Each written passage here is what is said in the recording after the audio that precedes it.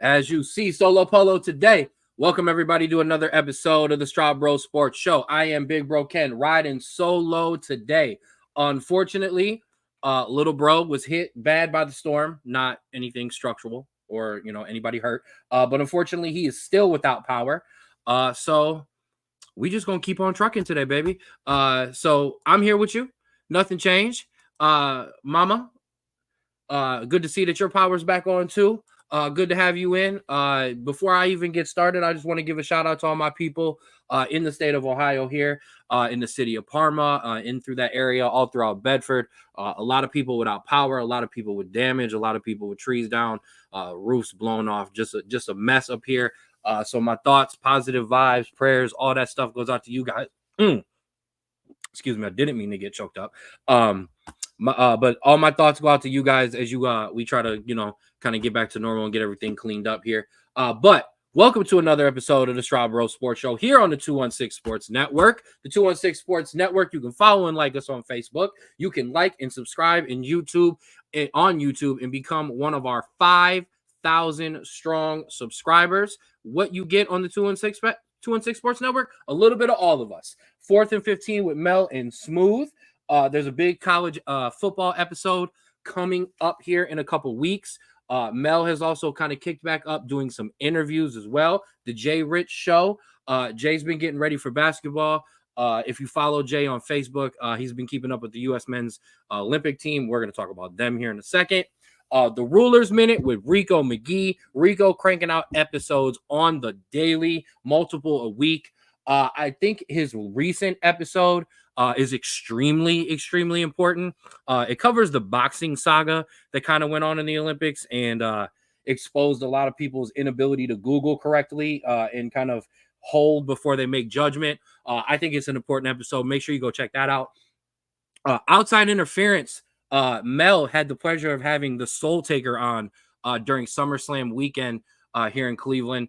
Check that episode out. And, of course, the Straub Sports Show. Straub Sports Show. You can find us anywhere and everywhere, and I got something for you. You can find us on X at Straub Sports. You can find us on TikTok at the SBSS. Obviously, the 216 Sports Network. And you can find us on Spotify, Straub Sports Show. Remember to check out the Instagram account. It's been kind of dormant. Unfortunately, on top of having bad weather, little bro got COVID. So he was unable to attend the Hall of Fame ceremony. Unfortunately, I picked up a little bit of a cold as well, was able to knock it out. I'm okay.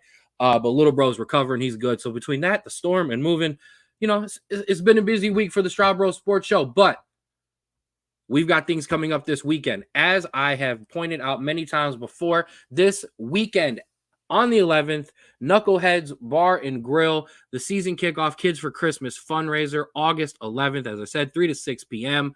A little bit of a barbecue going on. The Straub Sports Show will have the pleasure of sitting down with Browns legend, host of the Hanford Dixon Show, Hanford Dixon. It's going to be a great time. It's going to be awesome for number one, little bro to be able to sit down with a Cleveland Browns legend. It'll be great for me to be able to sit down with somebody who also hosts a show himself to pick his brain on that. And we're going to talk Cleveland Browns football. We're going to talk about this upcoming season. We're going to talk about some stuff from the past. We're going to touch on a lot of things for Hanford. So check out social media on Sunday. These interviews are going to appear out of nowhere, everywhere on Facebook, Instagram. We'll make sure we share them all out. It's going to be a good time, and it's for the kids. How can you? Come on, it's for the kids. How can you turn that down? So that is there. Also, our shout outs, as always, Solo Polo, create your own wave apparel. Shout out to my guy, Austin. He's going to be with us coming up here for the HBCU Classic. So it's going to be great to get him with the boys. Make sure you follow them on Instagram, Create Your Own Wave 2021. And make sure you check out the merch itself. The link is in the Spotify account, but it's also here as well. CYOWapparel.myshopify.com. I'm telling you, there's good stuff. Austin cooks up good stuff, good prices, great material. I'm wearing it. I can tell you that. Also, oldtimecandy.com. I almost dropped it. My box is dang near empty. I need to re-up, and when I do, I promise you I'm going to get a nice combined box to kind of show you all the things in there. But all your candy needs from the 50s all the way through today, make sure you check them out, oldtimecandy.com. Promo code SBSS for 15% off your order. And there's all kinds of deals and specials running all the time. In 2 weeks, the Straub Bros Sports Show will be at Cage Thunder Fight in the Flats. Headlined by Bedford-owned Jarrell Hodge. I'm in process of trying to get a little interview put together with Jarrell, with Rico here on the 216 Sports Network. We're going to see if we can get that together before. If not, we're going to be there August 17th. It's going to be a great show. Massive card. Major fights going on. We're going to be there for the prelims. We're going to be there for the weigh-ins. We're going to be there during intermission, and we're going to talk to some fighters after their fights to kind of get their thoughts and give you our thoughts. I'm excited for this. MMA is a thing that I have to kick and kick and choke and fight and beat up little brother to get on the show. So to be able to get us to an event is absolutely awesome. So between this upcoming Sunday and next Saturday, big things for the Straub Bros Sports Show. Make sure you check us out everywhere on social media to find out and to see all of that stuff coming up. With that being said, let's get rolling. Before we get into the sports, we always touch on news here first on the Straub Bros Sports Show as I kind of try to get everything together today. Bear with me. Like I said, running solo, done it enough to kind of do it myself. But, there is a couple things that little bro takes advantage of or can do for me, and I take advantage of. But the first thing I want to talk about, some news, sports related, but nothing to do with a game. If you followed the Straub Bros Sports Show from the beginning, when we started in October, we just hit our 50th episode. We're actually past that now.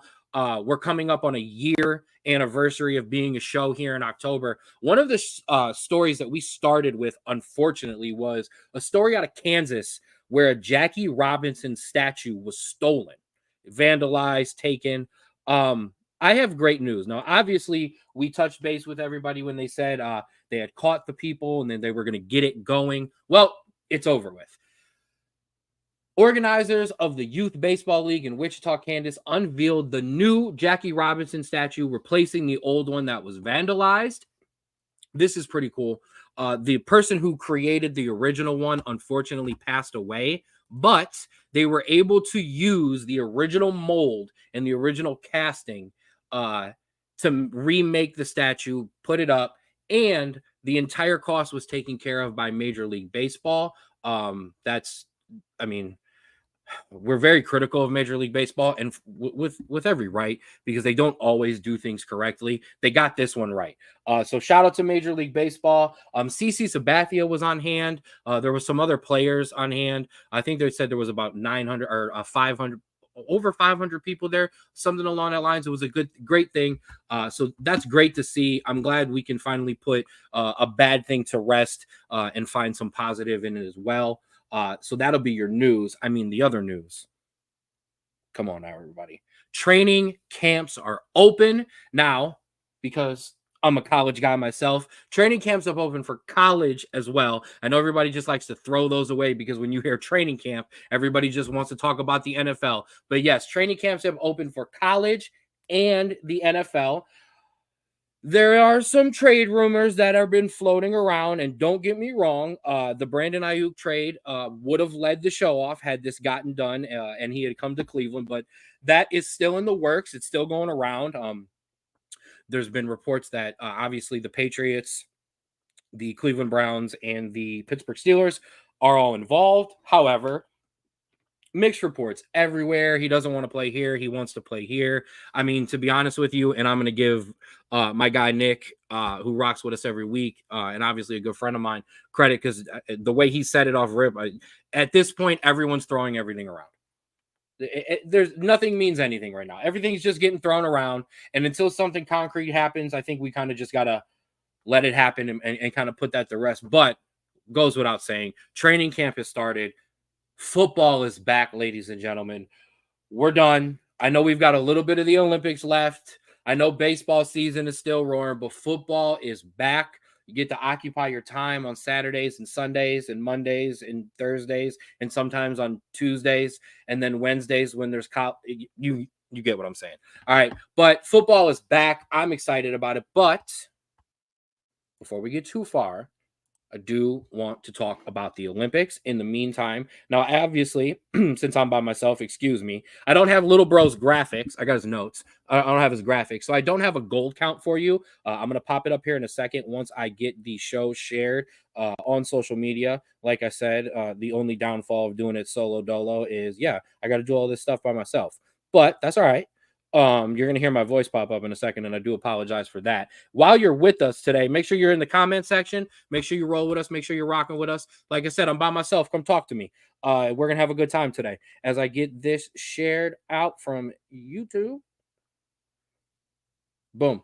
Beautiful. Now, I don't have the gold medal count right here in front of my face yet, but before we even get to the gold medal count, have to talk about what just happened. One of the worst things that happens to this show is when sporting events end anytime 5 to 10, 15 minutes before this show is about to kick off, because I am absolutely derailed. I was in there trying to get ready for the show, screaming at the iPad. Team USA just defeated Serbia in the semifinals to get themselves to the gold medal round. It was an absolutely great game. They were down as much as 17 at one point. They came all the way back. Steph Curry had an amazing game, 32 points. We have to talk about LeBron James showing why he's the king. Joel Embiid had a great game down the stretch, trying to play defense on Nikola Jokic.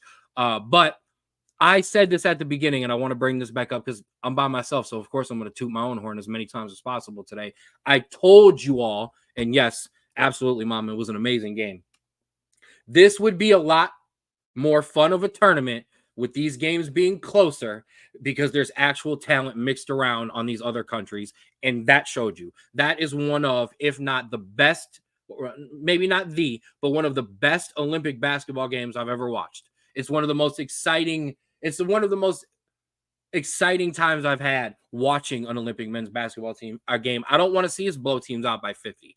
I will immediately go find something else on the Olympics to go watch that's closer or for a gold medal. Now, I'll watch the gold medal game no matter what, but I'm just saying. So that was a great, great performance by the men. The women don't have close games. Let's be honest. Now, be careful now. Now, I know I do somewhat agree with you, Mom, that this was our championship game and Serbia is a great team. But France is coming. Wemby is coming.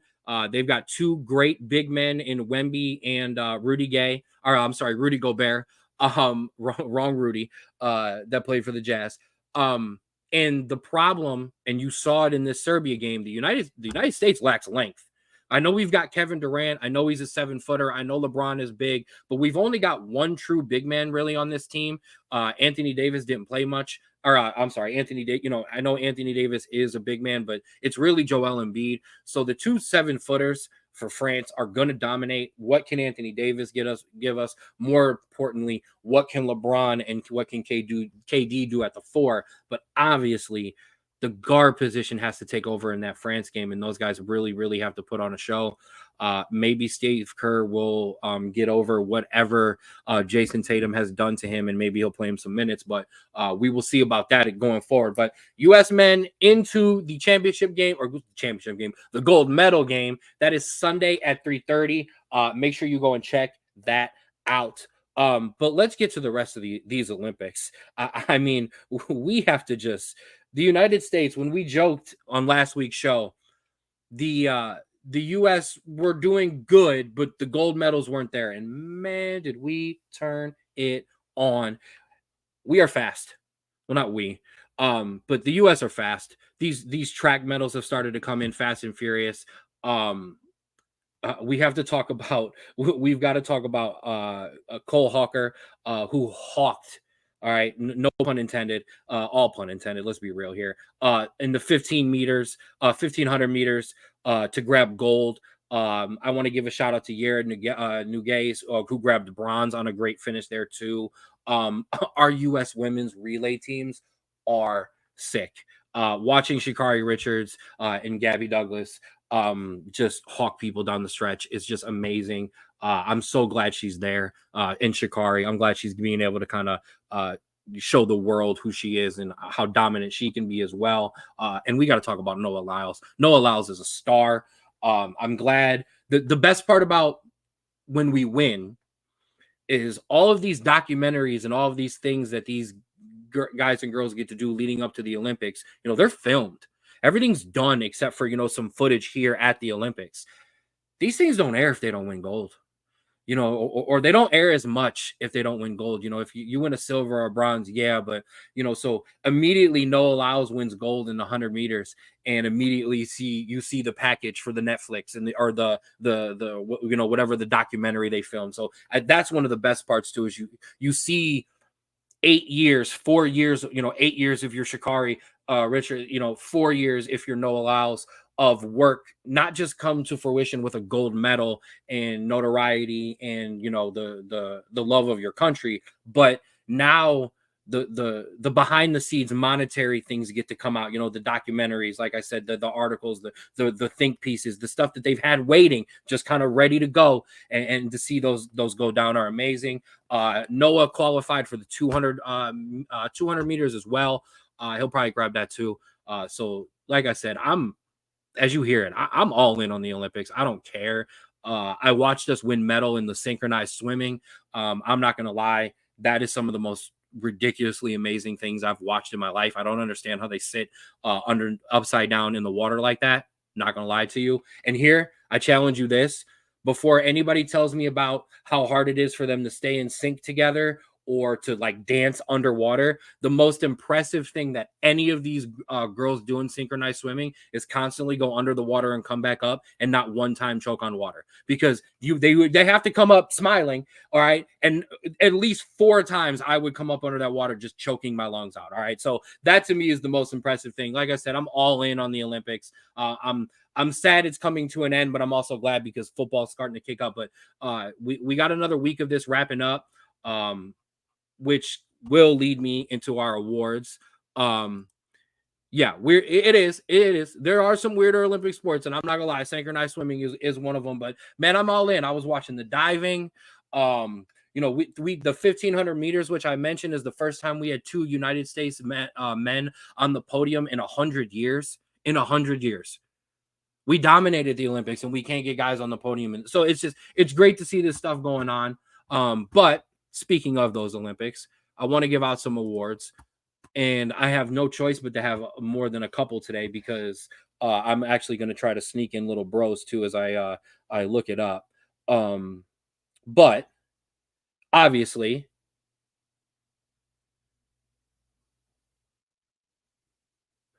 Straub Bro of the Week. Apologize for that. Like I said, it's a little funky today because I'm rolling by myself.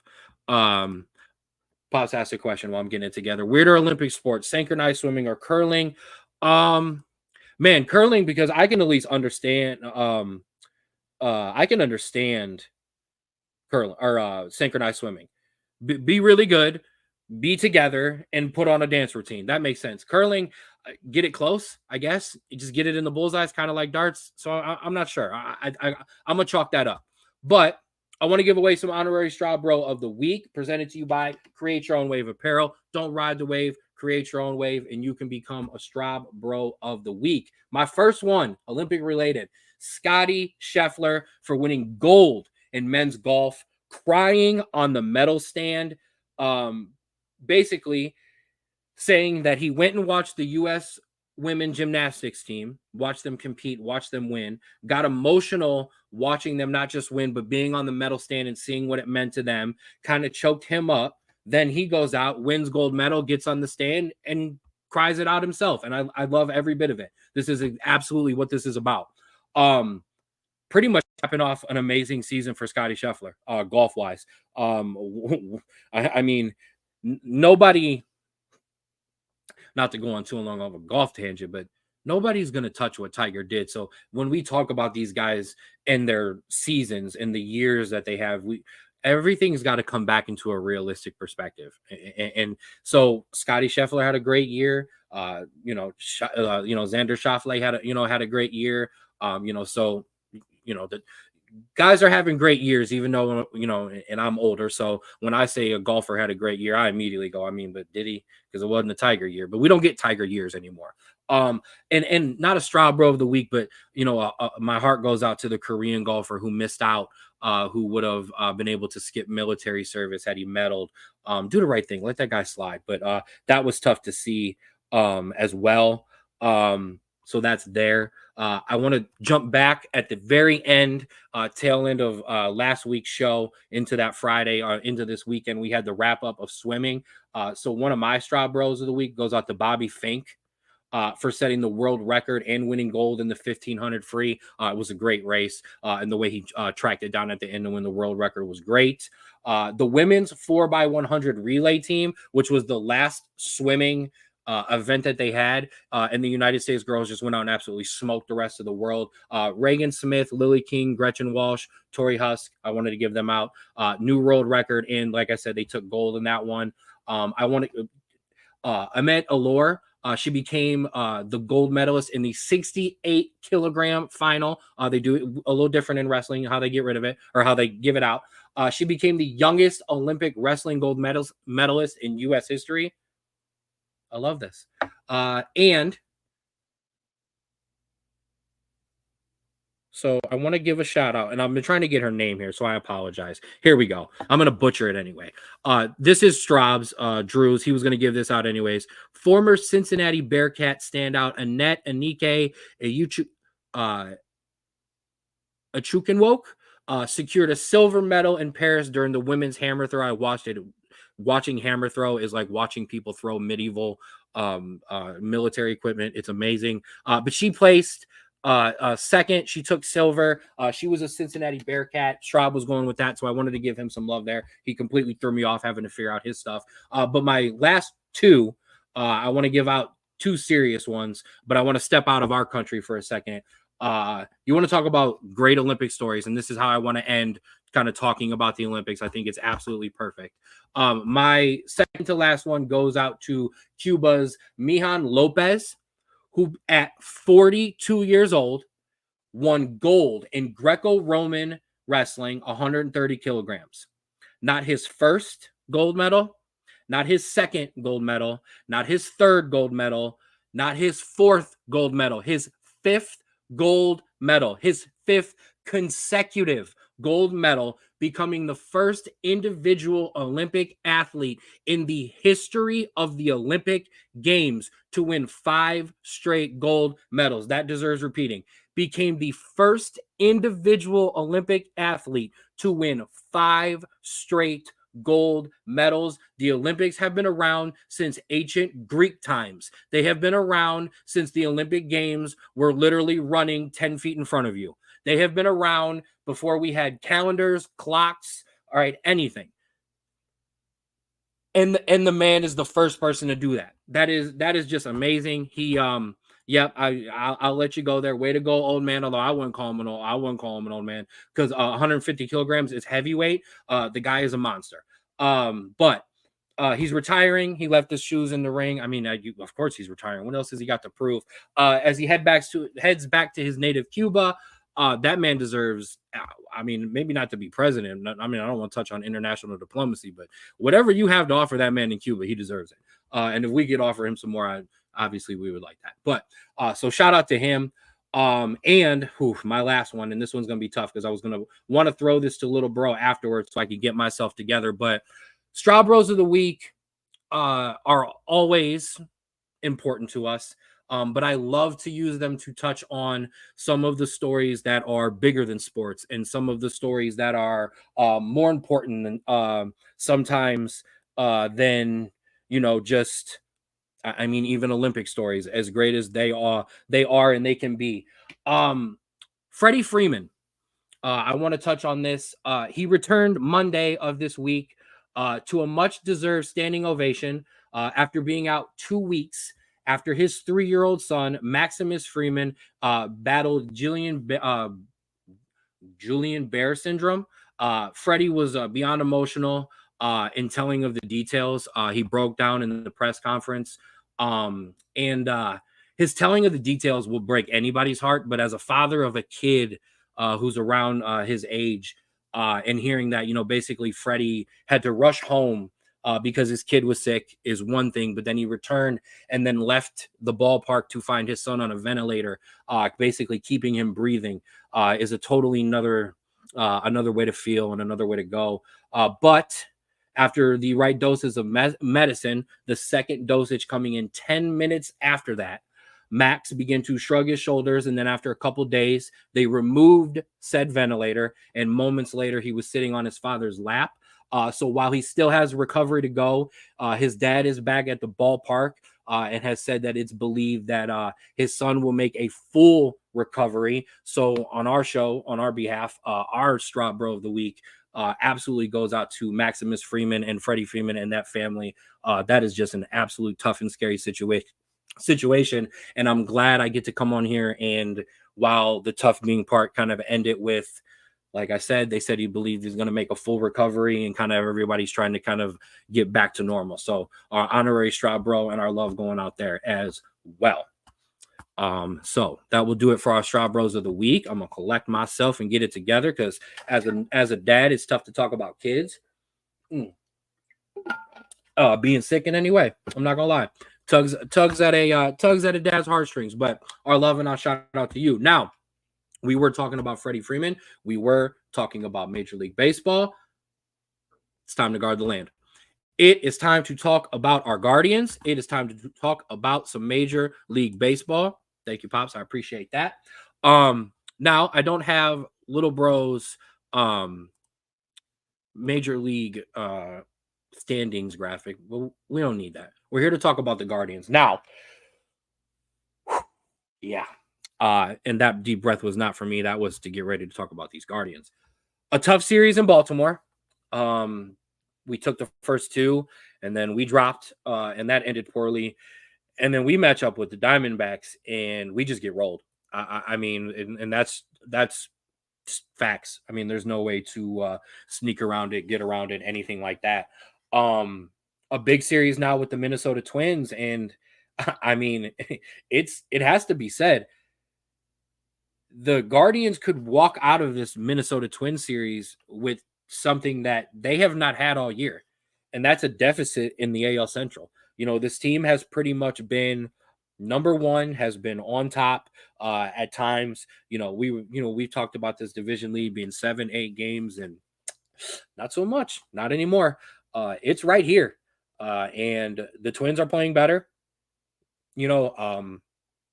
Not that the Guardians aren't hitting, but they're not doing enough right now to win ball games, and that's just, that's just plain old facts. I'm a little nervous, but I'm okay with this, because what I don't want to see is this team not face any adversity, then get to the playoffs and get rolled and get smoked because you've never been challenged all year. Look, we know what the pitching is. It is what it is. Cobb's coming in, and he's going to pitch this weekend. I think Friday. And he's going to come in. We didn't get Pedro from 97. Okay. He's not here to save the day completely. We know what we've got. We've got an outstanding bullpen. We've got guys who can get on base and can get some timely hits. And we've got some shaky starters who, if they have bad outings, put us in a really bad position, especially come playoff time, where as great of a bullpen as you have, come playoff time, the gaps between those bullpens decrease, because every team is going to be throwing out their best guys pretty much every day. You're not getting to that 6th, 7th guy in the bullpen come playoff time. So as great as the Tribes or the Guardians bullpen is, it's not going to be, null and void come playoff time. But, we saw it with the World Series run. We still had 3 really good starters. Trevor Bauer was what he was, is what he is now, but at the time he was a good starter. You had Corey Kluber. That's what I was thinking of. You had Corey Kluber at the time, who was an ace. So you don't have an ace on this team. Tristan is nowhere to be found right now. Obviously, Bieber's not coming back. This team doesn't have an ace. So we need this series, because it's time. It's time to put up or shut up. It is time. Are you good enough? I know we could still potentially make the wild card. I don't care about that right now. Play the teams that are good enough to be in the playoffs and show me. Because pre All-Star game, All-Star weekend and pre All-Star break, we went toe to toe with those teams. Well, not that it didn't matter, but baseball is a long season. I know game one means as much as game 162, and I get that. And I don't disagree. Well, no, I do disagree with that. Yes, they mean as much in the standings, but no, the teams are gearing up. Teams are looking at playoff rosters. Teams are thinking about, all right, we match up with this team. Let's go toe to toe. Let's go. You have one of those series starting tonight. Technically, you just came from two because you could potentially see Baltimore and Arizona's making a run. So yeah, this is a big series for the Guardians. It's put up or shut up time. Now, if they lose this series completely, get swept, drop into third place, is it over? No. But it also is going to show us that maybe we were right for not making a big deal. Maybe we were right for not, and when I say big deal, I mean a big trade. Maybe we were right for not making one of those big moves because maybe this team just isn't ready because one pitcher was not going to turn this around. One pitcher was not going to win the series against Baltimore. One pitcher was not going to win. One pitcher was not going to win the series against Arizona. So I really hope they're enjoying this off day. And I'm going to bring this up because you did throw that in there, Nick. But unfortunately, like I said, I'm rolling by myself, so everything's starting to not work as I needed to. But tomorrow, excuse me, is a doubleheader. They are off today, much needed off day today. Not many teams in the entire state of baseball need one, but yeah, Boyd did look good yesterday. But I mean, yeah, I don't know. I mean, I feel like we're nitpicking here at some point. I mean, I think the problem, I think Curry was only brought up as an emergency starter originally. So I don't think the plan was for to really ever see that kid much, except for maybe a spot start or two throughout the year. So I think one of the reasons he's going down is because Cobb's coming up. I don't think they originally wanted him up here that much. And I think that has more to do with it than necessarily how he's playing. And if that's how Volk's playing it, and that's how he's kind of been playing it with some of these guys, I like it. And no, I don't disagree with you. He absolutely is an inning eater. But I think that's it. I think his vote is just, okay, we've got a guy who was up here to replace him. Good. Get him back. I didn't want him here yet. So maybe that's part of that. That's honestly, that's all I can really give to that because I'm not sure if we're going stat for stat, use for use. I don't know if I would have made that move either. So I'm going to be honest about that. But I did some work this week. I know little bro didn't. But obviously I've been talking about at one of my batting average stats that I brought up this week. Well, one of the things I did this week is I brought up in our batting averages, but excuse me. One of the things I wanted to keep track of this week is, and starting to keep track of, is trends. So obviously I'm giving you this week's batting average to last week's batting average. And obviously there's going to be some, some big jumps in that. And I wanted to kind of keep track of that. What I like though is your 1 through your 8 hitters, excuse me again, for the Guardians have not just made a leap from last week. There's been a leap of at least 50 to 60, or well, I think I capped it around 65. There's been at least 65 points jumped in each of these guys' batting average, and that's at least. I mean, you've got some other guys like Jimenez, who's absolutely on fire this week. Schieneman's come back a little bit. Jose's been consistent. Kwan's actually started to hit better. Naylor's been consistent, but even hitting more. But I want to give some guys, Rocchio and Martinez have absolutely jumped up. Bo's kind of been consistent there. But one of the people, and I know I have them in there as Logan. That's a good point. That would be Logan Thomas would be one of the tight ends. But one of the issues it has been Lane Thomas. Obviously wasn't qualified enough for at bats last week, but even now that he is, I mean, yeah, it's not been great. Truthfully, he's only really had one game that I can point to where I've been like, okay, that's been impressive. Let's roll off of this. And that was, I think, maybe his second or third game in, and it really hasn't been a lot there. So that's kind of been disappointing. And I agree with you, right? To a point, it doesn't matter what your pitching is doing when you can't keep runs off the board if you're following and you're listening and you're not watching us. My issue with that though is come playoff time, you ain't winning 1-0 ball games. You ain't winning 3-0 ball games anymore. Nobody is. Even teams with the aces. So and in better positions with their second and third starters. So I don't even think it's necessarily that the runs are being kept off the board. We're now playing from behind a lot more. And that's something that the Guardians were not doing at the beginning in the first half of this year. We were on top of a lot of teams, able to then build leads because we're having lights out bullpen performances. When you're having to chase leads, you're having to chase runs. It not only obviously you're playing from behind, so that's a negative, but you're also pitching matchups change. You know what I mean? So too, but I do agree with you. Giving up 7, giving up 5, giving up 8, giving up 9. That's also not Guardians baseball. But man, if a team's only a 5-run nowadays in these modern major leagues, 5 runs, you should be able to still win that ball game. But that's what's important about this Minnesota series. This is a team that knows you very well. Division games can be tighter, not necessarily low scoring, but they can be tighter games. Timely hitting, get out in front. I mean, I know, and I don't. As much as I like to make my corny jokes, I don't like to sound cliche, but yeah, you got to get leads. You got to be able to have your next best pitcher coming out, not someone else, so that you can hope the offense gets you a lead in the next inning. But no, and I also agree with what Nick is saying too. Slow on the comments. Playing the 2 hottest teams in baseball didn't help. No, not at all. Arizona's been on fire since the trade deadline. They made, that Josh Bell move really helped. And then Baltimore's been Baltimore. Baltimore's not going anywhere.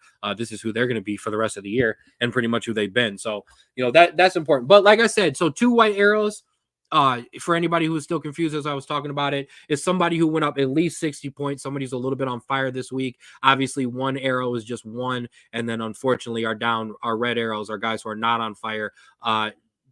Jansky Noel. I mean, he's a rookie. I have no issues with the roller coaster that has been his batting average in his season. This is going to happen to a young kid. David Fry, I think, is a bit more concerning because if we're going to be really honest about this, and where we can take off the Guardians colored glasses for a second, David Fry hasn't been hitting very well since before the All-Star break.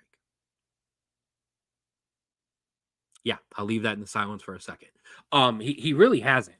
That didn't mean he didn't deserve to be an all-star, but just he's not been the same guy for a little while now. And unfortunately, and yeah, he did hit one last night, but just overall, he has not been the same guy. And not to be a Debbie Downer, but Jose Ramirez has a little dip, he comes back. Quan has a little bit of a dip, come back. Naylor has had some dips and has come back. Fry hasn't come back. He has a game. He'll have a game like last night where he'll get one or he'll get a timely hit, but we haven't seen the consistent comeback for him. He was on fire. I mean, not even really on fire. He had a couple good games right after the All-Star break, but it was 2 or 3. He has not put together a week to 2 weeks, unfortunately, since before the All-Star break. And I don't know. And this is a good point to ask. Nick brought it up. Almost want to say the All-Star invite got into his head a little bit. Man, but he's a veteran. I know he's young to the ball club, and I know he's young in the terms of, but this is an older guy. This guy's been around. Like I feel like you should be like not vindicated, but like, okay, yeah, I'm an all-star because this is what I can do, and I'm going to show you. But maybe that even got in his head a little bit too. But I expect that more out of a younger guy. I expect, and it happened. Josh Naylor, although he got a little nicked up in the All-Star game, but I expected Josh Naylor to come out of the All-Star break and slump. I just did. His first All-Star experience, that kind of that kind of timing. But David Fry's been a little bit more concerning, and yeah, right. The Monstars took their powers back. Yeah, a little bit, because this Guardians team has come back to earth, and not just in terms of and not just in terms of the batting average. And yeah, that's a good possibility too, Nick. That maybe he's feeling the weight of to support that all-star just as much. Like I said, I expect a young kid to let it go to his head. I don't expect a veteran to let it go to his head, but absolutely a veteran could then try to say, all right, well, I'm the veteran all-star next to Jose. I need to carry my weight. And David Fry, we don't need that out of you. We just need you to go back to what you were doing. Absolutely. That's a good point by Pops too. Age doesn't prevent bad habits. So don't overthink it. Don't overdo it. Go back to what you were doing at the beginning of the year. The problem is, and this is great when you have a guy on fire like David Fry was, where you could just plug him in any day at any position and he gets his hits, he wins us games, and he's great. Well, when he's not doing well, he's already getting time off in between because he doesn't start. So how do you manage that where with Naylor, you gave Naylor a couple days off, healed up, got his mind right, came back, has been on fire, he's been on a tear. I do believe since that bad streak he had before he got sat down because of the injuries, I think he's batting over 300 at least. I know he's 368, 308 from last week, but even with the bad weeks, he's still over 300. If you're gonna do this with Fry, maybe sit him a game or two, but then you got to play him 3, 4, 5, 6 days in a row. Not some spot hits, not spot starts, not some pinch hits. You got to let him play to get that confidence back too. So that's the challenge you go back and forth with a guy who is a utility guy. Because when he goes cold, how do you fix it? Do I take a utility guy who wasn't starting all the time and let him start? Or do I hope he'll just hit himself out of it? So that's a tough one too. But this isn't just an overall batting average issue. One of the things when we talk about the entire major league that I like to talk about is that run differential, because it kind of, when you look at who are the top teams, it starts to kind of significantly set aside who are these better teams, because usually the better teams will have a better run differential. I did a little bit of updating, obviously, this week. And one of the things I did, just like my other one, is I kind of put them in a ranking format, but I also let you know who's new on the list. 3 new teams have entered the fray. The San Diego Padres, the Minnesota Twins, and the Arizona Diamondbacks. Both of those teams all 3 of those teams, playoff contention. Obviously, we have the big series with Minnesota, but kind of indicative how they've been playing. They've been playing better. Arizona has jumped up into the top 10 and into this list because of our series. Obviously, the Guardians over the past 3 weeks have been trending downwards. Obviously, you see the gap there, though. You see the gap between 7 and then 8, 9, 10. You see the 30-run difference. Or 26 run difference, but 30 run difference. That's indicative of kind of how those teams have been on the beginning of the year. This is really a first half stat for me. This is how these teams, not first half, but first run of 2/3 of the season before it starts to gear up. Obviously, you see what the Yankees, what the Phillies, what the Dodgers have done. Obviously, Yankees and Phillies running away with it. The Dodgers in there too. But look at the Royals. Royals starting to kind of turn it on run differential. I know in terms of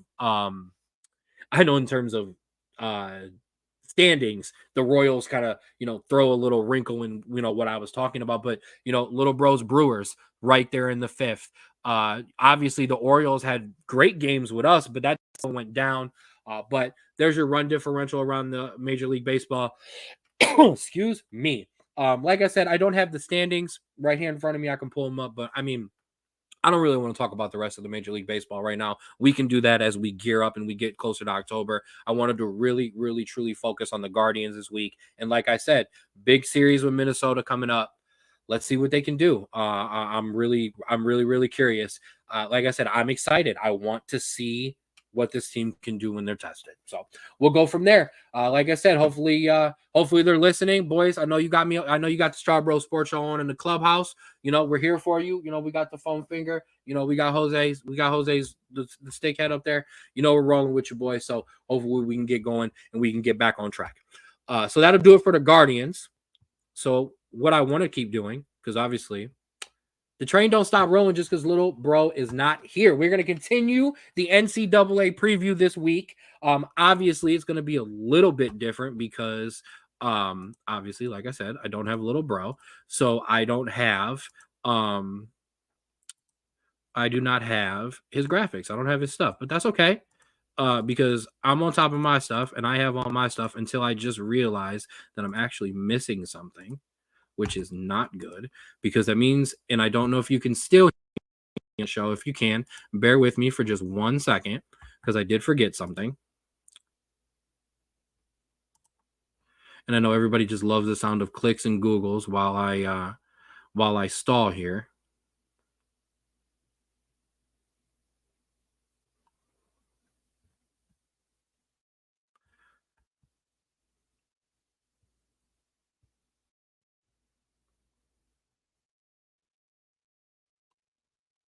Mm, well, not good. That's all right. But we're going to continue our preview. And as, of course, more people are jumping in as I'm trying to figure out what I'm doing. We're going to continue our preview. We're going to talk about the Big 12. We're going to talk about not just the Big 12, but we're also going to have a little surprise because I get to kind of take over.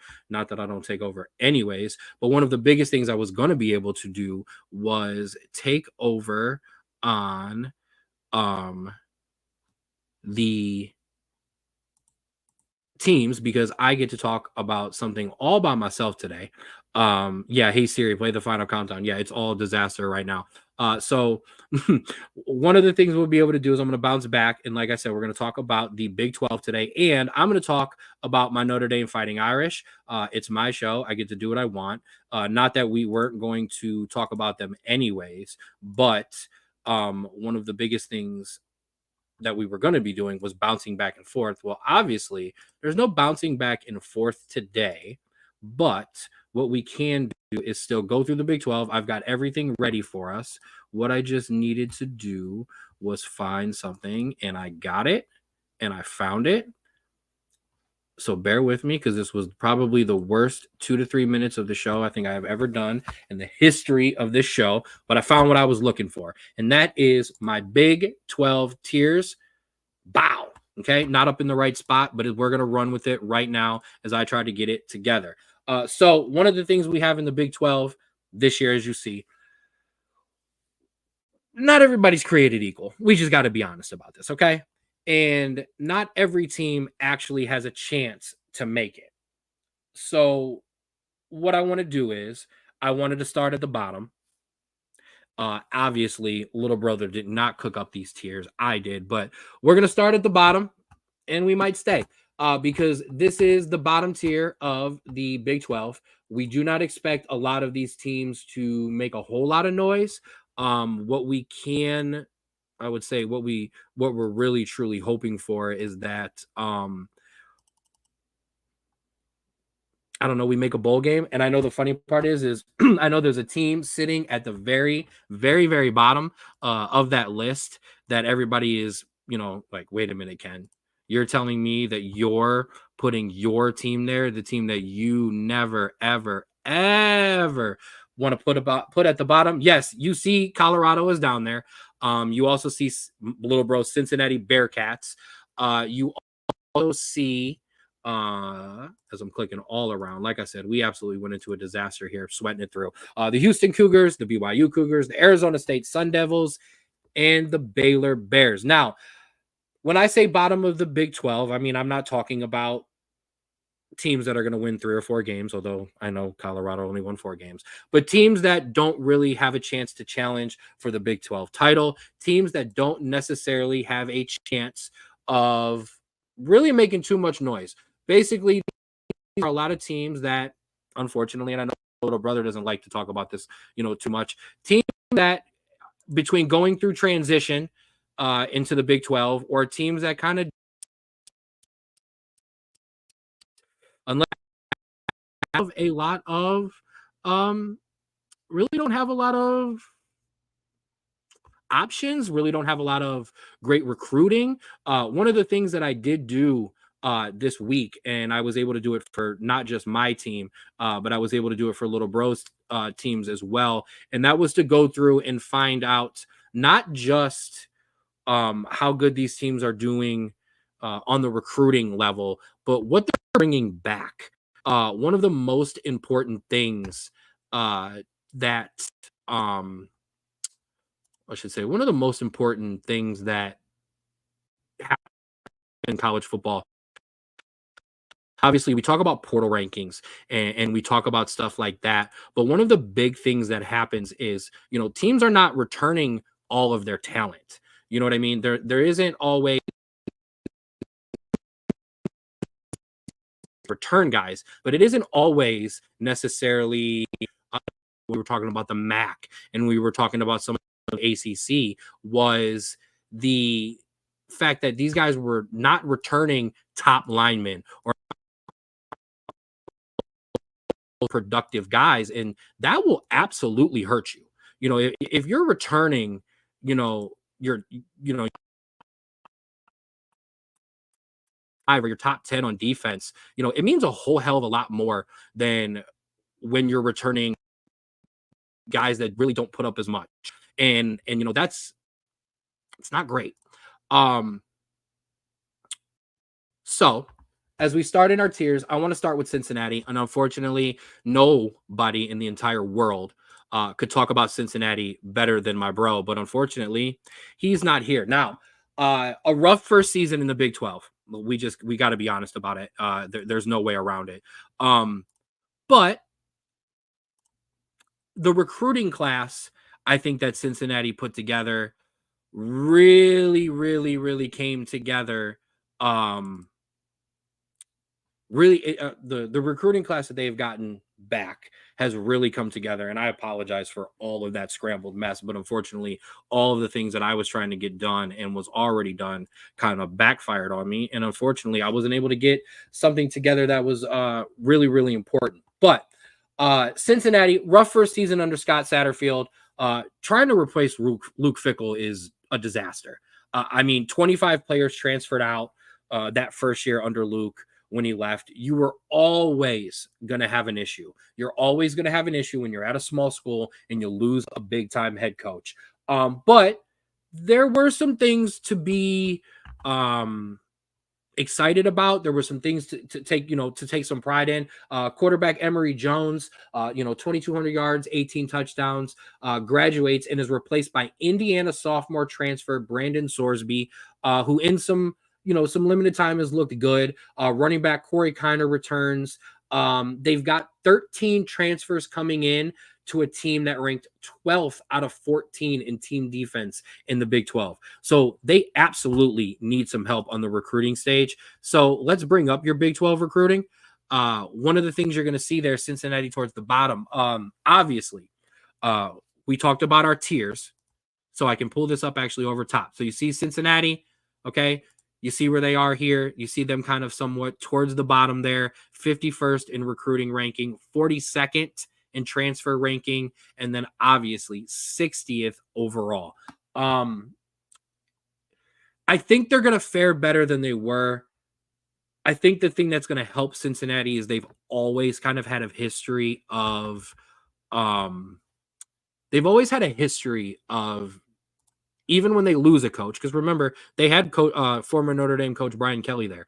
So I think you can find that Cincinnati not just replaces those coaches, they replace the talent. They get things done. So I think it's fair to say that they'll probably have another tough year in the Big 12, but I don't think it's all gloom and doom for Cincinnati. I think there's a way to turn things around. Another team in that bottom tier, one of the teams that I was going to talk about, or that Drew was going to talk about, was Houston. I think the problem for Houston, and my stuff is messed up, so let's not do that. I think the problem for Houston is they've now become a basketball school. New coach Willie Fritz, 45 and 47 at Tulane, but he was 23 and 4 in his last 2 years. Okay, so that's very, very important. So he's going to come in. Quarterback Donovan Smith is going to be returning off a labrum injury. Top 2 wide receivers and 4 offensive linemen gone. That's not great. So that that's going to be something big. And you know what, Ray? Since you bring it up, I feel like we've been talking about the same thing with Houston and Cincinnati since he's been on the verge of becoming a major program for 15 years. Exactly. So is Houston, constantly there, knocking on the door. We've got some good talent. We've got some good guys. And then it falls apart. So I don't know. I can't really I can't go there with them. The other bottom tier teams here, a couple of them I went over through. Let me scroll down here for a second. I promise you it won't ever take as long as it was when I was going through that other stuff. The rest. I mean, and I'm going to leave Colorado last, obviously. But when we talk about this bottom tier here, Baylor, one of the things I did want to point out with Baylor, as I move some stuff around, like I said, clunky, but we're getting it together. 10th in the Big Ten in recruiting, as you see the Baylor Bears there. Big in the portal with a top 40 class, 53rd overall. Baylor is 41st in returning production. Here's the thing with Baylor, and here's why Baylor sits in that bottom tier. Over 25 years, 7 seasons of 9 losses, 6 seasons of 10 wins. The ultimate flip-flop of a team. They do have playmakers everywhere. And last year, unfortunately for them, the quarterback position is what lacked. However, they dipped into the transfer portal and went to the MAC. They brought in Toledo transfer quarterback Daquan Finn, who will bring his dual threat 2,600 yards passing and 660 rushing yards, 29 combined touchdowns, and he's going to try to right the ship. They've got 2 wide receivers, Monterey Baldwin, Katron Jackson Jr., who are going to surprise some people talent-wise this year. They've got some playmakers on the defensive end. They have a coach in Dave Aranda, who's only one of 3 Big 12 coaches who've actually won a Big 12 title. Shows you the turnover rate and who's actually been dominant here. But for me, Baylor's going to sit in this bottom tier, and Daquan Finn is going to be the only reason they get out of that tier. So schedule-wise, they've got Utah early on, and then they've got Air Force as their kind of lone out-of-conference big game, so we'll see how they go there. BYU's down there as well, 14th in the Big 12 in recruiting, and I mean, not to hate on BYU. 44th in recruiting, but they are 76th in the transfer portal. And it's not making fun of BYU, but guys know they want to go to BYU in college. And usually if you're leaving BYU, it's because you've kind of had some issues, or maybe it's just not for you. Not all the time, but usually you don't see a lot of guys transferring in to a strict Mormon school like that. So obviously they're going to dip down into the portal. Like I said, obviously they also rank 49th in returning production. I mean, BYU is only going to be good when they stumble across a great Mormon quarterback. And I don't mean that to be disrespectful in any way. I mean, that's the last 2 times that BYU have been good. So, I mean, they started 4-1 last year and then ruined every one of my damn parlays from pretty much that point forward. SMU, Wyoming, both good games that this team is going to struggle with early on, and that's before they get to the Big 12 slate. So that's down there. Another team down here, Arizona State. I think they're worth mentioning because you want to talk about a team. You want to talk about a team that you pick up on NCAA and you want to turn around and mold. It's Arizona State. Herm Edwards. I love Herm. We're pro Herm Edwards, but he left this program in shambles. After winning 8 games a couple years in a row, he's hit with show cause penalties. The transfer rate out of the school has been crazy. And it isn't just that they're transferring out, it's who's transferring out. They lost a Heisman Trophy winner. A guy who went on to be a Heisman Trophy winner is one of the guys that they lost. Excuse me. But it's fair to point out, Arizona State in the top half of Big 12 recruiting, though. A 43rd overall class, and look at one of the most important things. That transfer ranking, or transfer portal ranking, has been turned around and is now up into a top 30. I think that is all credit to, the turnaround that's been done there.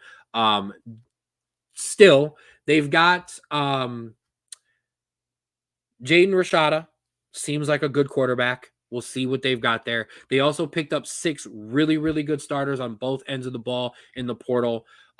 They have Wyoming all over the Big 12 schedule. So I'm going to put them on early upset gambling alert. I'm not going to lie. They also have Mississippi State, an SEC team, and a rising Texas State team. So unfortunately, as much praise as I'm giving them for the turnaround, they could absolutely stumble 0-3 out of the gate, and that's before they hit the Big 12.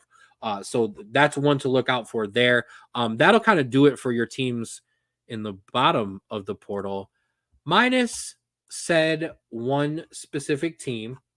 One team that obviously, if you are a fan or you follow this show, you know that I follow very, very, very, very well. And that would be Coach Prime and my Colorado Buffaloes. Now, all right, we had a lot of hype last year, and I'm using the we word. And I know that. And not all of it was worth it. However, okay, I'm going to take my glasses off for this. Coach Prime is my second favorite coach in college football, only behind my own, Marcus Freeman, and then Ken Niutola of San Jose State, formerly of Navy. You doubted Coach Prime last year. You said it was all smoke, no fire. So what did he do? Went out and had the 8th best transfer portal ranking in the country. Why? Now, 81st in recruit. I get that. But, okay, with that 8th transfer portal ranking, go to 22nd overall, still rank, and here's a big thing. They still ranked 15th overall in returning production. So they not only are top 15 in the nation on bringing back the quality, the guys who are filling and making stats and making plays, they have the 8th best portal team in the country as well. Why? Because all you people who hated on Coach Prime because he was honest, saying that guys would or wouldn't play. So for all those guys that were there saying it's bad, blah, blah, blah, blah, blah, okay? I don't want to hear it, okay? All of these guys have done it. Coach Prime did it, and you heard it. All of these guys have gone out, and in terms of recruiting, have told guys, hey, you want to be NFL, you want to make it to the NFL, you come here, okay? And guys have made it to the NFL, and then those said coaches were able to continue and were able to roll, okay? But now, you don't have to go and just get freshmen and say, hey, I will mold you and build you. You can go get guys who are ready for the NFL and go, hey, I know you're ready for the NFL, but your team isn't. Come here to an NFL-ready team or a team that can get more eyes on you, okay, and you can go, okay? Now, you want to get guys NFL ready, and you want to be college football playoff contenders, okay? It's how you get eyes and views. It's how you get recruits. Saban did it until he couldn't do it anymore. Kirby Smart, Dabo, Urban Meyer. It's how these guys have all done it. Now, they had mostly had to do it with freshmen, okay? But like I said, they did it with the same thing. They sold guys on winning, sold them on being drafted. You get good enough to be drafted. You get good enough to keep going. You start to get better talent. You start to get better guys on the team. Prime is doing that with guys who are already matured and ready. Okay, not so heavy on the freshmen, but that's what college football is now. That is new college football. You can go in now and go, are you ready? Oh, you've matured for your freshman and sophomore year and you don't like what's going on there? Or, which happened a million times in college football, a coach sold you a bag that isn't there. He sold you playing time that wasn't true. He sold you a position that he now doesn't want you to play anymore. Yeah, come on over here. Come over here to Coach Prime in Colorado, and let's have some fun. Now, this is big. The rushing. Okay. A lot of the reasons that it was believed that the offensive coordinator was fired was because there was an issue with him wanting to rush the ball and taking the ball out of Shedeur Sanders' hands. But I think Prime is going to change that this year, and hear me out. Okay, now Shedeur Sanders, you know Travis Hunter. Okay, the wide receiving core is immaculate. Amarin Miller, Jimmy Horn Jr. is back, but Isaiah Augusta from Arkansas, okay, Dallin Hayden of OSU, highlight a running back room that is now improved and needs to be used more this year. Okay, to keep Shedeur upright. Okay, they've also completely overhauled an offensive line. Okay, they went and got out they went and got an all-conference guy, 2 former 5-star freshmen, and a 5-star freshman incoming. So they've addressed the offensive line. That's all you kind of can do to try to keep Shedeur up. They've got playmakers all across the board, and they've got a quarterback who, if we could take the media out of it and we can take some of the extras that people don't like out of it, you've got a quarterback who's a Heisman candidate, and he's got Heisman talent, and he's got first-round draft pick talent.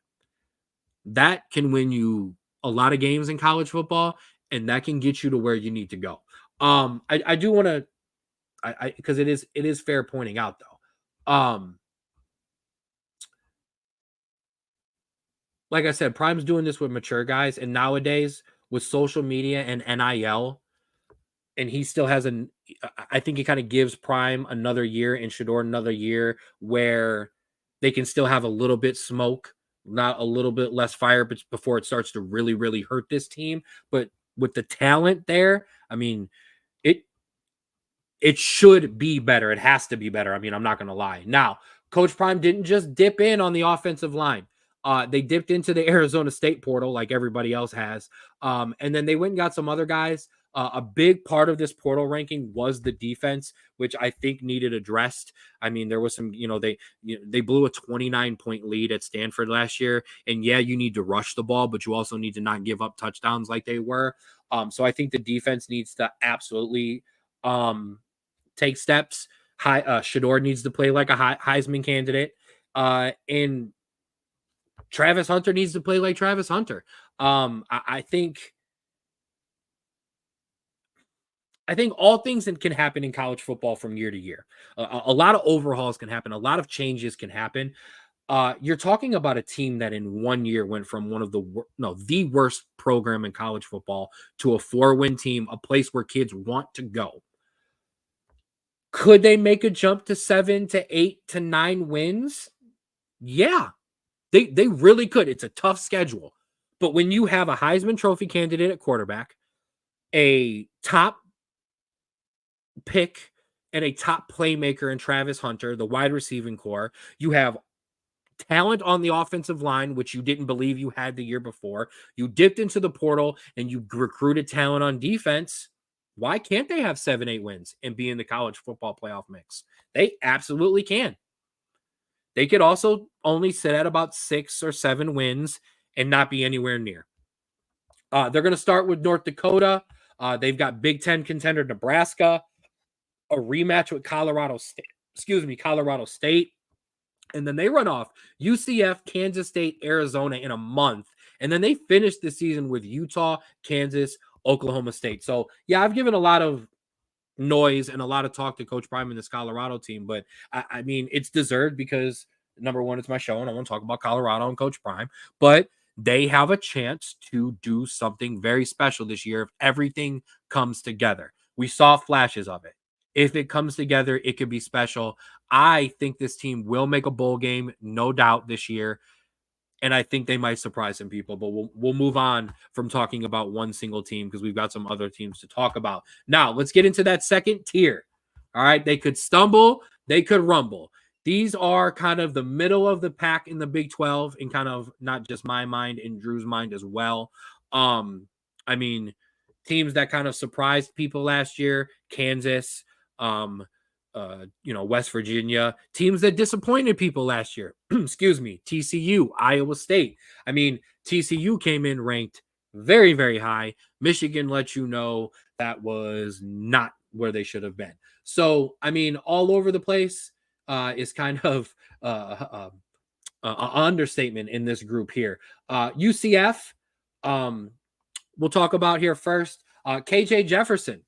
We got to talk about it. The biggest transfer in UCF for a while. They've been a team that kind of like, I mean, Cincinnati in a sense have been a player. You know, they had the undefeated season where they put the banner up. They actually still have it up where they claim to be national champions because they went undefeated. But running back RJ Harvey returns after a season and put him third in single season rushing yards for UCF. He's going to leave more than likely their all-time leading rusher. But the problem is they have a defense that was not very good. And in terms of transfer portal and transfer, now Hopefully that will help turn them around. Third in the Big 12 in recruiting, 22nd in the portal, 34th overall. We'll see how that can kind of help turn around UCF. I mean, this is kind of, not make or break, but this is going to be how it is for this middle group team. If they have a home run season, they can absolutely be up in the middle of the pack. But they're also probably going to stumble and lose some games that's going to not allow them to really challenge at the top. Unfortunately, and I know little brother's kicking himself about not being able to talk about this team just as much as Cincinnati, and that is our West Virginia Mountaineers. West Virginia hold a special place in this show's heart. They led the Big 12 in rushing. Yeah, and they were fourth nationally. And both running backs, Jaheim White and CJ Donaldson Jr., are both returning. Now, quarterback Garrett Green did great in his first season debut, and the defense has improved. But, and here I love West Virginia, but as West Virginia always does, they lose a game that they're not supposed to. The backyard brawl is in Pitt this year. West Virginia is going to lose 2-3 games that they're not supposed to, and they're going to take themselves out. The recruiting, not great this year. 46th in recruits, 49th in the transfer portal, and then 61st overall. I do not know how those two numbers equal 61st. I don't make up the rankings. I just copy and paste them. So that'll do it for Drew's side of that. Now I got a couple others down in this middle tier section here of the Big 12. One of the ones I want to start with, Iowa State. You want to talk about a team that has been given every opportunity. It's Iowa State.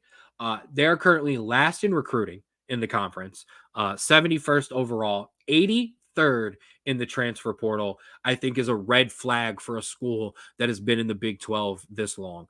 I think that's a major red flag. But they rank in the top 3 in returning production. So, yes, the portal numbers saying bad, not getting in a lot, losing a lot. What they're returning is quality, but is that good enough? Matt Campbell is in his 9th year as head coach. And I'm going to put him on the hot seat. I think this might be it for them if they have a good year. The reason being, every single time Iowa State has a minuscule amount of talent on their team, they get thrown in the rankings, they get all of this hype, and every single year they blow the Iowa game, they blow another game early on, and they're completely out of it, and then they try to run off a couple wins at the end of the year, try to get them back in the attention. I don't like. They're in a big conference, yet they've been the little brother in their own state and in their conference since they've gotten there. So I don't know. Like I said, yeah, they're always in the mix. They've got returning talent. We've talked about that. Quarterback Rocco Beck, running back Abu Sama the third, tight end Benjamin Brahmer. I mean, this is a trio that if you put anywhere else in the country with a great coach, we would be talking about, hey, they could do something. But at Iowa State, you just don't know. That collection, along with big play wide receiver Jaden Higgins, we'll see. The defense has 12 freshmen and sophomores returning who logged a large amount of snaps. I mean, if they develop, maybe Iowa State can make a run. I don't even think they're going to beat Iowa this year, so I doubt it. Another team on that list is Kansas, the Kansas Jayhawks. No, do not turn it. You're not on the wrong episode. This is not Big 12 basketball. We are not talking March Madness. I'm talking football for Kansas. They are 6th in the Big 12 in recruiting, 41st overall, 78 in returning production. What you're going to see, though, is, and this is something I noticed when I was finding these numbers, a lot of the bigger schools are going to have smaller returning production rating just because they have so many more players who actually do produce that, and their turnovers in the transfer portal is a lot more, that they're going to be a little bit further down. But 30 seniors on this Kansas team, that's going to be absolutely massive for the Jayhawks, as well as quarterback Jalen Daniels, who in 2023 was the preseason player of the year. Yes, Kansas had the Big 12 preseason player of the year before he only played a couple games and got hurt. Now, they also have Devin Neal back at running back, which is great for them. They have 2 of the best corners in the league as well. Cornerback Kobe Bryant, rest in peace, Kobe Bryant, and Mello Dobson. They do have some question on the defensive line. They've got depth. If that doesn't hold up, doesn't matter how good your cornerbacks, you're going to get torched. I think the biggest thing for Kansas is, can head coach Lance Leopold handle multiple years of football expectations? That's going to be huge for Kansas because they have one of the better quarterbacks in the Big 12. We'll see what they can do. We'll touch along that southern area a little bit there. Texas Tech, a team that I want to give them some love there. Second in the Big 12 in recruiting, a top 25 a top 25 recruiting class, 26th ranking overall. They've got quarterback Byron Morton. Will have a new everything. Wide receivers, linemen. So running back Taj Brooks, and obviously these incoming freshmen are going to have to really, really carry the load. Defensively, they're better off. They got some veterans. They've got a stud linebacker and sophomore Ben Roberts. That's a name to look out for on the defensive end as well. Kansas's quarterback play, and I got to be honest, if Kansas had a little bit more time last year where we got to really, really see where Jalen Daniels was, I would have Kansas up into that next booth. I don't think Texas Tech can get up there. I think Texas Tech is going to struggle a little bit too. But that's why I have Kansas there. Another team that started last year, not just in this top tier, but ranked very high in the nation, and that would be the TCU Horned Frogs. Sonny Dykes in his third year. Now we want to talk about recruiting. Sonny Dykes has them fourth in the Big 12. They have a top 25 portal class, and they are 21st in returning production. So what they didn't have from that team that went to the national semifinals into the following year, which was they lost everyone and they didn't return everyone, they have the exact opposite going into this year, and they actually have a lot more returning. So they also, on top of that 21st returning production ranking, brought in 20 guys on top of it. So they're going to have to mix in some new guys, but the guys they brought back, returning production. A talented wide receiver crew. It's going to help sophomore quarterback Josh Hoover take even further steps than a little bit of the glimpses that we showed. They have to because the offensive line is brand new, which is a tough one to not return the production there. And no running back more than 150 rushing yards. So obviously the production in the wide receivers, the production on defense, the production not there. They have Stanford, Long Island, and then UCF, SMU, and Kansas. So yes, Long Island you can toss out, but not a great beginning stretch there for a team who's hoping what they're returning with is better than last year. Now, that's your middle tier. That's your bottom tier. Now, it's time to talk about them. It's time to talk about the big dogs in the Big 12. It's time to talk about the teams that have a legitimate chance of not just winning the Big 12, but maybe winning a first-round game. Now, somebody that I've been listening to, Greg McElroy, doesn't believe a single team in the Big 12 has an opportunity to win a single game in the college football playoffs. But here's the thing. One of these teams is getting in no matter what. That is the blessing. I would like to look at it, but it could also be a curse. You know, if every one of these teams kind of implodes in the Big 12 and everybody kind of eats each other up, the winner of this conference is still getting a spot in that 12-team playoff. So, while, like I said, I believe Kansas could take a step up into that next level, depending on quarterback play, these are the four teams that people around the country have nominated and I think can really, really make a run in the Big 12. So, we're going to start on little bro side because, yeah, I just want to. Well, we were able to. Oh, there we go. And we're going to start with Utah. Now, Utah went 8-5 last year, but this team was so beat up, it's ridiculous. And I'm not using hyperbole.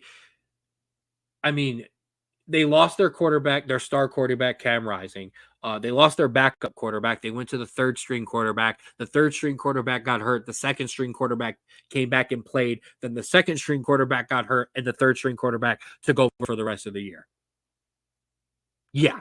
But they bring back both their star quarterback in Cam Rising and tight end Brant Kuth, who were out, like I said, for 2023. And they've added all Pac-12 wide receiver Dorian Singer from USC. That will absolutely be a help. The defense should continue to play well. They've had 8 starters return, and they've added some.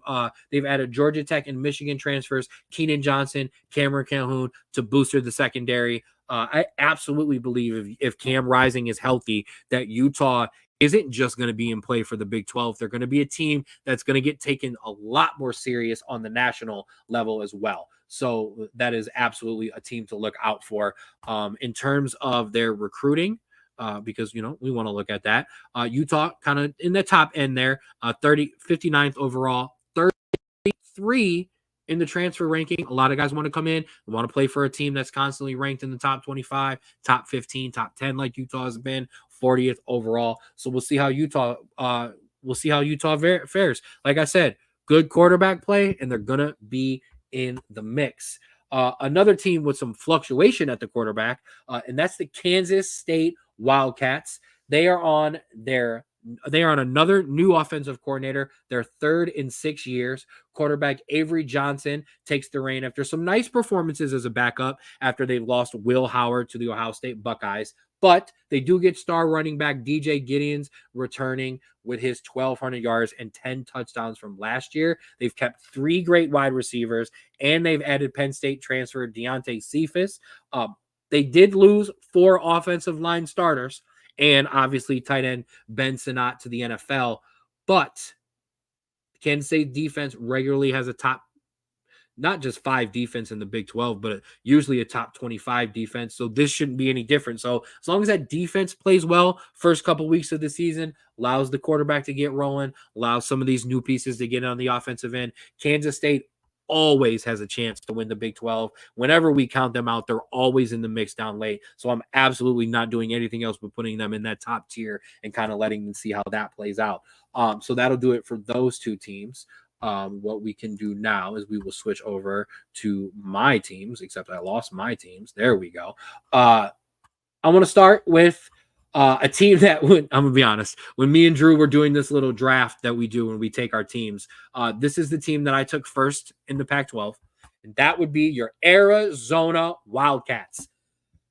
Man, the expectations were big before the end of last year. They really came on last year.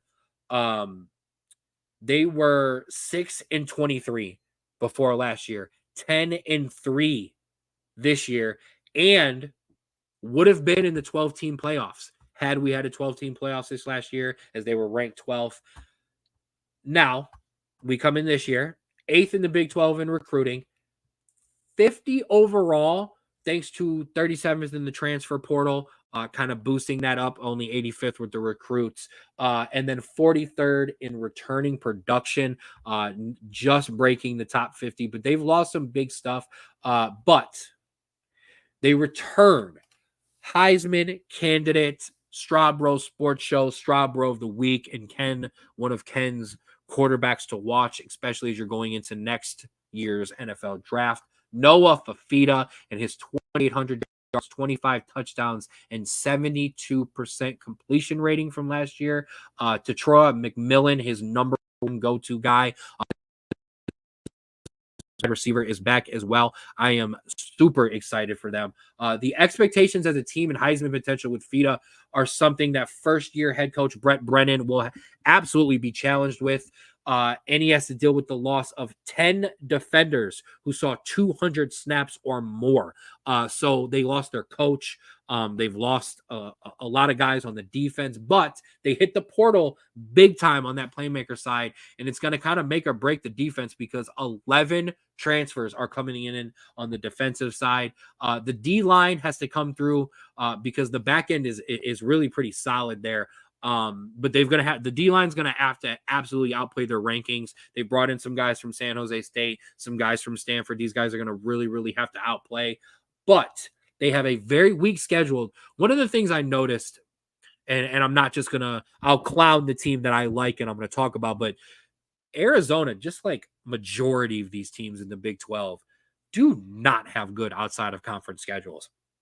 Colorado and West Virginia, I think, are the top two.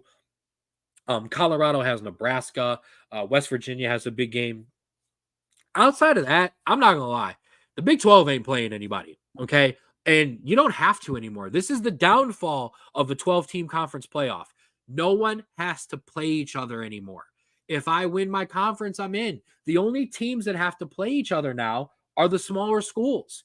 So it's not it used to be. And when you have, these big matchups and these big cross matchups of, number one versus number, you're not going to have that unless it's interconference now, because you don't have to. So that's a tough one. But they're outside, speaking of specifically Arizona, they're outside of the Big 12 schedule. New Mexico, Northern Arizona being there too. So like I said, not a lot to play there, not a lot to play outside of there. So all Noah Fafita has to do is navigate the Big 12, and they can see themselves making a play in the college football playoffs. Another team, Oklahoma State. Yep, Mike Van Gundy has them 15th in the Big 12 in recruiting. However, yeah, you heard that, 15th. And not even a top 50. I know that was going to sound exciting, but then I had to reread that. So some issues on the recruiting side, bringing it in. However, they are third in their returning production. A lot of that because they return someone who a lot of people consider, me as well, the best running back in the nation, Ollie Gordon the third. They also bring back quarterback Alan Bowman, who after some kind of indecisiveness was given the reins at quarterback and started to perform. Brennan Presley, Rashard Owens, and every single lineman. The offensive loan for Oklahoma State is college football playoff worthy. Is bye in the first round college football playoff worthy. I'm not joking. Ollie Gordon, Alan Bowman, Brendan Presley, Rashard Owens. That is as good as it gets in college football.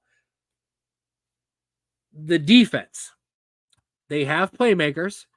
They've got playmakers on the defensive line, solid linebackers, Colin Oliver, safeties, Trey Tucker, Kendall Daniels. But they've got to play better, because while the talent is there, you're talking about a team that's given up 29 points per game last year, and they were 111th in the country in pass efficiency. That's not going to get it done. Okay. You've got that returning rate. You've got that returning rate of talent. Let's hope that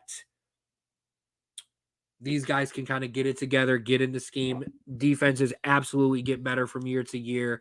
Offenses kind of sometimes will take the step back more than the defense will. So hopefully that does. And if it does, I mean, do you want to see Ollie Gordon in the playoffs? Do you want to have to go up against that offensive line? And I would not. So we'll see how that fares for Oklahoma State. I mean, they actually, I take this back. At least Oklahoma State in their outside of Big 12 conference schedule has taken on an SEC opponent in Arkansas.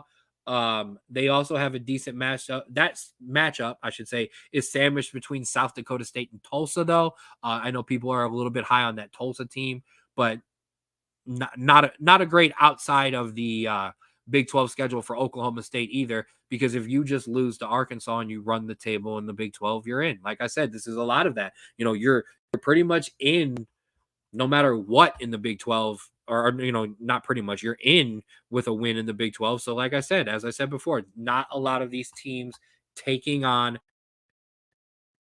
major non-conference opponents. I don't necessarily blame them. So sorry about how that started. But we finished up the Big 12 strong. I never actually found the graphic that I was supposed to have, but who cares? It doesn't matter. But here's your tiers, whether you agree or not. I don't really care. That'll do it for the Big 12. Andrew, as we get closer to the Big 12 season and the college football season, we're going to be picking our Big 12 winners, our Big 10 winners. We're going to put some teams in the college playoffs, and we're going to see, and we're going to make some bold predictions as well. So I'm not going to make any predictions here. I'll give you a hint. It's the only hint I'll give you. If you don't know, you don't know. And if you do know, Now, that'll do it for the Big 12. But I told you that the Big 12 was not the only team that we would be talking about. Sorry that all of a sudden my big bald head is all up in your screen. This is the best part because Lil Bro wasn't going to be a part of this anyways, as you hear me scrolling. But we talked about the Big 12. One of the issues with the Big 12 is even when you get to the top of the Big 12, there wasn't a lot of teams that a lot of people feel like truly are going to perform and have a chance to win in the college football playoffs. So to finish our show today, we'll talk about a team that not only has a chance to make it to the college football playoffs, but has a chance to run through the college football playoffs like Hogan in the early in the 80s, early 90s. And that is my Notre Dame Fighting Irish. Now, I don't have a conference, so I get a segment all to my own, and I get my own preview, and I get my own graphic. How good this feels. This is what happens when you don't join a conference, and you don't have to. Sorry, guys. You guys have now made it almost impossible for me to want to join a conference unless I really want a first round bye. And don't get me wrong, they're really cool and they might be really lucrative. But man, I've had a problem getting into the playoffs. I want to get in. So this is good. We'll take this. Obviously, as you see this beautiful, amazing graphic that I put together, my Notre Dame Irish finished 2023 10-3. Honestly, other than Ohio State losing 2 games that they should not have lost to Louisville, and another one. 16th in the college football playoffs final rankings. They would not have made the playoffs. Your recruiting rankings for my Irish, 9th. Yes, in recruiting rankings. 41st in the portal. We, like I said, like most major programs, a lot of guys out.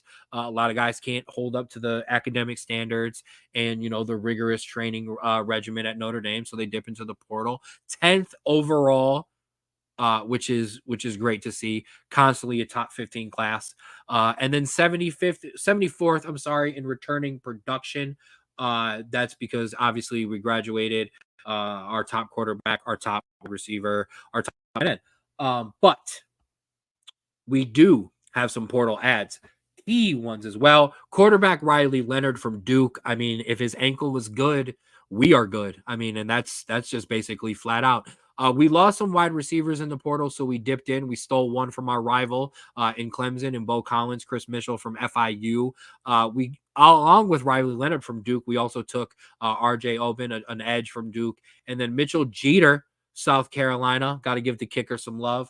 Always giving some loves because I'm going to tear you apart every single time you do anything, or even if you make an extra point or field goal and it's just too close to the bar, I will be cursing you in my living room. So I'll give you some love now. But those are your key portal ads. Unfortunately, as we talked about, training camp has started, and unfortunately, we got hit. One left tackle Charles Jagus was moving in and replacing first-round draft pick Joe Alt seamlessly. Played a lot as a freshman, and unfortunately, Charles suffered a torn pec and is done for the year. That is awful for a Notre Dame Fighting Irish team that for one of the first times, man, in 10 years plus, the offensive line is a weakness. So to lose a guy with a lot of snaps, a lot of talent, and was kind of taking control. Excuse me, I'm getting choked up over losing a lineman. No, but to lose a guy like that on the offensive line is absolutely massive. But guys got to step up. I mean, that's just facts. Guys got to step up, and next man up. Now, the road to the college football playoffs for the Notre Dame Fighting Irish. Those are your 4 biggest games on the A&M. That is week 1 in College Station. So that will be a great game. Well, obviously, we're going to talk about Texas A&M. We do our SEC preview, but that's a team coming in with a lot of expectations as well. Some change in the coaching ranks there. So they're going to be looking to upset Notre Dame. Notre Dame's going to need that win. Obviously, ranked number 10 now, but they've got Florida State at the end of the year as well. Georgia Tech comes along a couple weeks after Texas A&M. Georgia Tech, we talked about in our ACC preview, up and down last year, but Hayden King, they've got a quarterback. They're expected to be better this year. They're expected to be ranked in the top 25 is Georgia Tech. Like we just said, Florida State ranked top ACC opponent. They have a lot to prove this year in terms of what they want to show the committee, what they want to show the rest of college football after being left out. And then, as always, the battle for the golden shillelagh or the jeweled shillelagh, number 23 USC, keeping that rivalry going, even though they're moving to the Big Ten. That matchup at the end of the year really could decide a playoff spot for both of these teams. You could have USC looking at trying to make a run to the Big Ten championship. Could another ranked loss really knock down their chances and make it so they have to win the Big Ten? Could that be an elimination game for Notre Dame if things don't go right, or if things are going up and down? You never know. So some big games there on the season. Obviously, we'll keep it close with Miami of Ohio and Navy and all of the other stupid games that we keep it close with when we're not supposed to. But, excuse me, the road to the college football playoff is there for Notre Dame. And they have every opportunity to make it. 1 or 2 losses absolutely can get them in. If you lost week 1 to Texas A&M, but you were able to gobble up, a win against Florida State, a win against USC. They play Louisville again at home, or play them again this year at home after the upset loss last year. Louisville, to a lot of people, up and coming, might be ranked. So there's opportunities for a little bit of air, but there's opportunities to take care of business and make sure that Notre Dame finds their rightful spot in the college football playoffs. So that'll do it this week for our college football playoff preview. I do want to apologize for the absolute disaster, which was the beginning of the Big 12 segment. I'm going to hear about that from the boys in the group chat. But that's okay. Thanks for sticking it out with me. Like I said, little bro, when you run this back, I hope the power's on. I hope you took a shower. I hope the air conditioning is back on. I hope you guys are all good and well. But that has been another episode of the Straub Bro Sports. I want to thank you all for joining us and rolling around with us this week. If you were with us on Facebook, I absolutely appreciate it. Make sure you like and follow there on the 216 Sports Network. If you're watching us on YouTube, which a lot of you were today, make sure you like and subscribe. If you haven't, be one of our 5,000 strong subscribers. I appreciate the hand clap. You already know. Big dab out to you and Nick for rocking with me in the comments and not dragging me when I was throwing this all over the place. But the 216 Sports Network, that's where you can find all of us. Who's all of us? All of us. 4th and 15 with Mel and Smooth, the Jay Rich Show, the Ruler's Minute with Rico Gee, Outside Interference, and the Straub Bro Sports Show. Where can you find the Straub Bro Sports Show? Anywhere and everywhere you want to be. You can find us on Facebook on the 216 Sports Network. You can find us on Instagram at Straub Bro Sports Show. If you're on Twitter, Straub Bro Sports. If you're on your TikTok, at the SBSS. And if you're in the car, listening to Spotify, search Straub Bro Sports Show. You don't even have to add the. Will come right up. I promise you. I do it all the time. That's where you can find all of us. A big shout out to KZ Productions. We're on the YouTube page today. We appreciate you rocking with us. If you've been rocking with us there as well, make sure you like and follow their Facebook page, like and subscribe to their YouTube page as well. Solo poloed out. Big shout out to my guy Austin at Create Your Own Wave Apparel for the polo and for rocking with us always, being a big supporter on the show, sharing our stuff through. We share his stuff. Listen, you see me share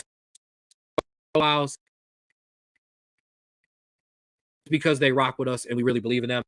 So Create Your Own Wave Apparel on Instagram at Create Your Own Wave 2021, and make sure you rock with the website CYOW apparel.myshopify.com. Don't ride the wave, create your own. And as always, oldtimecandy.com. Make sure you jump in there for all your retro needs. Promo code SBSS for 15% off your order. There are people who live in my comment section for this show who have bought from there and they were not disappointed. You will not be as well. I don't know if you can hear it. It sounds like there's another storm coming in over here right now. So I'm gonna hurry up before I get kicked off the internet. A big shout out, like I said, this weekend, me and little bro, come hell high water, weather, and I'm sorry, that was oldtimecandy.com. Come hell high water, weather permitting, all of the above. Knuckleheads this Sunday. Kids for Christmas fundraiser. We will be there. It will be a great time. It's a great cause, great food, some raffles, all kinds of stuff going on. Me and little bro will be there. We will be interviewing Browns legend Hanford Dixon. Going to be a great time. Look for that stuff to pop up on social media. It'll be on Knucklehead's Facebook page. Make sure you go and follow them there. You'll also be all over our Facebook, the 216 Sports Network Facebook, the Instagram, the Twitter, everywhere that just named is everywhere that stuff will be. And then in 2 weeks, August 17th, Cage Thunder, Fight in the Flats, headlined by Bedford, Ohio's own Jarrell Hodge. Tickets still on sale. We will be there rocking with it, doing all kinds of good stuff. And the same as that, all of that stuff will appear on all of our social media, anywhere we can find it. Whew, big breath. Thank you guys. I appreciate you rocking with me today. Solo Dolo. Great show today. I had a lot of fun doing it, regardless of the skip ups. The funniest part is, in here, I'll make fun of myself.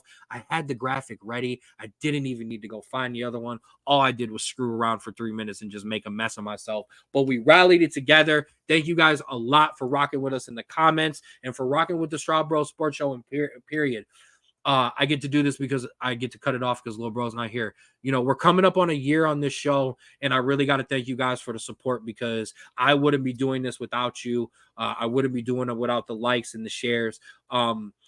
Because nobody wants to feel like what they do doesn't get heard, and nobody wants to feel like nobody cares about what they do. So I appreciate all of you, whether you're in the comment section, my boys Ray and Nick and Craig, whether my mom and my dad, whether you're rocking with us on other social medias, shout out to Evan and Logan with the Walsh programs who've been rocking with us. Just thank you guys in general. We really, really, really, truly appreciate it. I know that I appreciate it.